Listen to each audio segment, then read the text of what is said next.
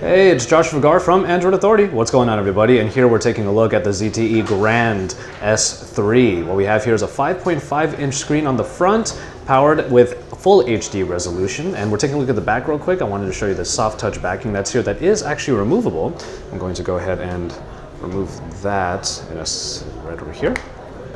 There you go. And we have a removable backing right here that has a removable and replaceable battery along with the dual SIM setup that's down here on the bottom. But the backing itself is of a soft touch material, which is really nice in the hand. It might get a little bit smudgy from time to time, but that's what we expect from a soft touch backing. But nonetheless, it's a very attractive looking device at 5.5 inches with a metal frame all around with the power button and the volume rocker right here on the side. The power button falling in a very nice place in order for you to get at it really easily. And here's the full HD screen. I'm going to go ahead and unlock the phone, and we're just going to go through some of the elements. The Snapdragon 801 powers this KitKat version of ZTE's UI, and as you can see, there's no app drawer, but you will be able to get some organization done using folders and whatnot. Getting through the settings, I'm going to go ahead and show you just inside of the settings the security area that already shows you the Sky Lock and Sky Eye areas. Now, Sky Eye is what we're going to be focusing on. It's an eye print that you will be able to use in order to unlock the phone using your own eyes in order to do so. But just going through a few of the elements before I get into the actual eye printing. The colorful UI over here and these capacitive buttons here on the bottom. 3 gigabytes of RAM will allow you to have multitasking on here in a pretty easy fashion. As you can see, we already have some apps in the background going already. I'll just go and just clear all of those and you can see that happen. But yeah, the design itself is actually quite nice, but the features are obviously what is underneath. Sound is, as you can see down here, enhanced by Dolby, and really the main crux of this particular device is its security features, which I'm going to show you right now. All right, so here we are taking a look at the eye printing technology. I'll go ahead and jump into the notification dropdown to get easily to the settings.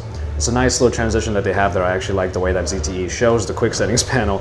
But coming down to security is where we're going to find here, the Sky Eye, as it is called in the settings area. I'm going to go ahead and go there. I'm going to change the Eye ID from the one that our presenter already had, confirm our pattern, and I'm going to go ahead and erase the existing eye print in order to create mine. So you'll see it happening in real time over here.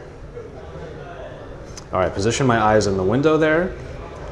Now what's actually happening here is that a 20-second video is actually scanning not only how my eyes look, but actually zooming in using the 8-megapixel optics on the front-facing camera in order to see the blood vessels inside of my eyeballs. Now I actually have glasses on, but as I'm going to show you in a little bit, I am not going to have a problem with that if I take off my glasses. So there we are. We have the Sky Eye ID already set up.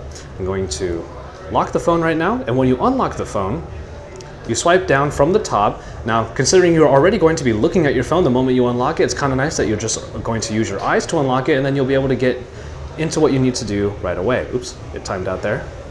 Here you go. Position my eyes. And there you go. Now, it took a second there because I blinked, but as you continue to use the eye printing on this, it will get better and better because each time it scans your eyes in order to unlock the phone, it updates the scan.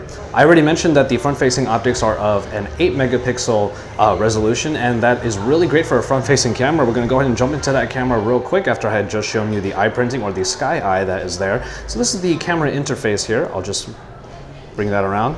Hey everybody, and you can see the settings here. You have 8 megapixels there at 4:3, 6 for 16:9. Video capabilities are 1080p on the front-facing camera, so it's a pretty powerful camera optic package that is on the front that is able to do the eye printing that you just saw me demonstrate. If I bring it back around, we'll have a pro mode in the rear-facing camera, which is always great, and if I wanted to have a leveler on here, some manual focusing, just a lot of different little elements that kind of get out of the way, and transitions aren't keeping it from doing what it needs to do in a faster fashion, I should say. And going into the 16 megapixels is the resolution on the back at 16:9, 12 for 4:3. And you also have UHD resolution for video capture. So we have a pretty powerful camera package on here. Obviously, we're going to reserve our camera picture quality opinions until we get our own review unit and be able to take pictures with it. But nonetheless, that is the camera experience on the ZTE Grand S3.